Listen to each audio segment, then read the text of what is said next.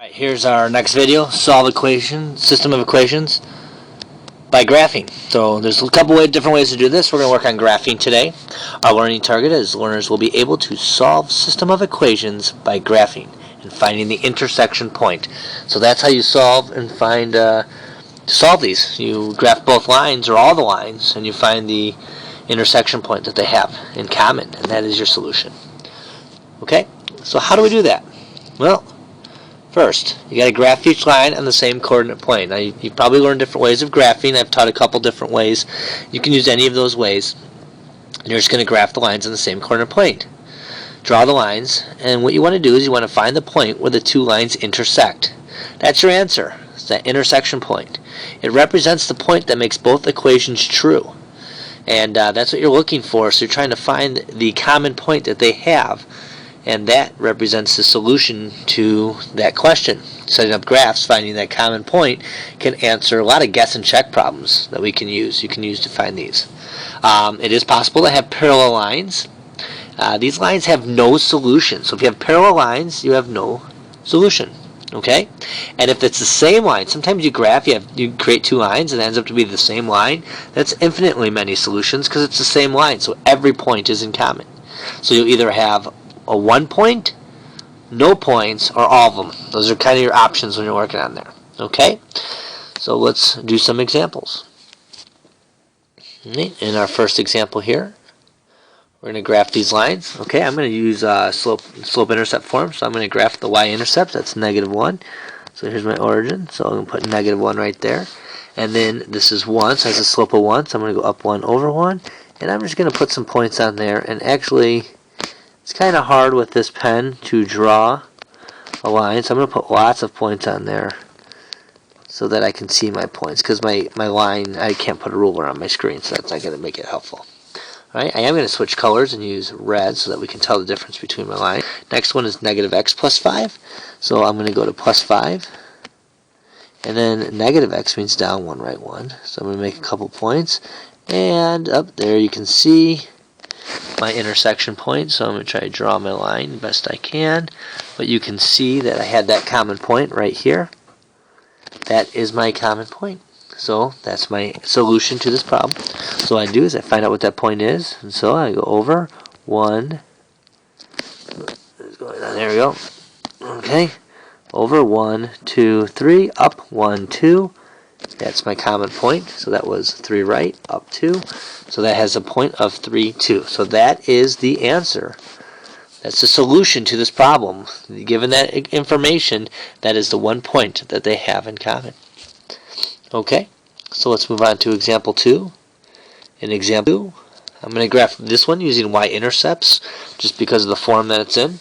Remember to do the y-intercepts, I kind of just ignore that, make that 0, make y 0, divide that by 3, and I get x equals 4. So that's going to be on the 4. Okay? Then I would do the same thing with the x. I'd make that 0, 0x. Okay? 3 times 0 is 0, so I divide by 2, and that gives me 6, so y is 6.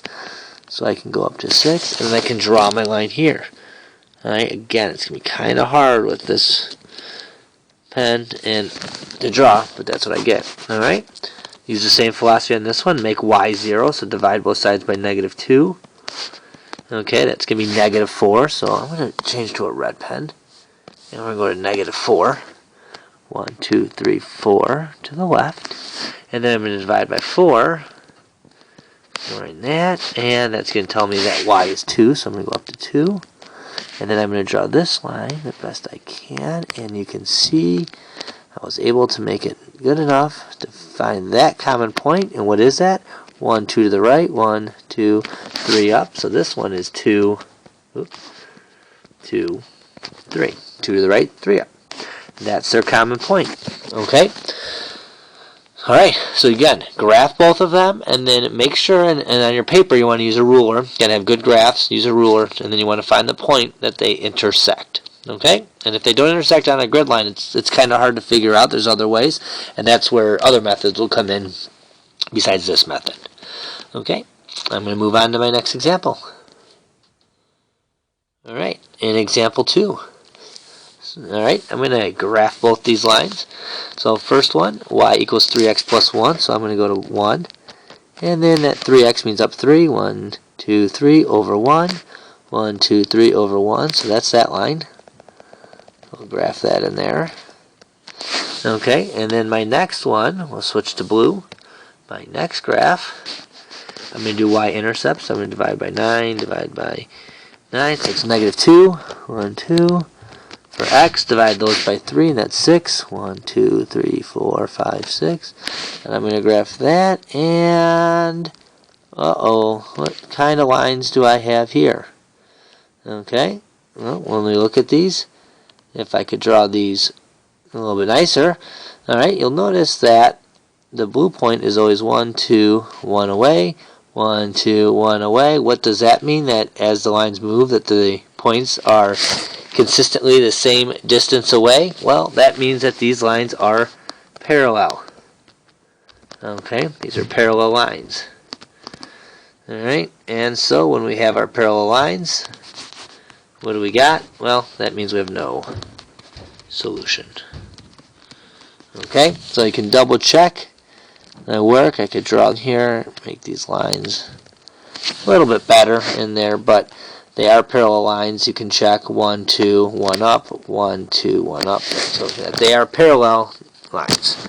Okay, so no solution would be my answer. And then my last example here, example 3. Okay, again, I'm going to plot these lines. So negative 2x plus 4, I'm going to go to 4. 1, 2, 3, 4. Put my point in. And then I'm going to go down 2, right 1. That's what 2 means, down 2, right 1.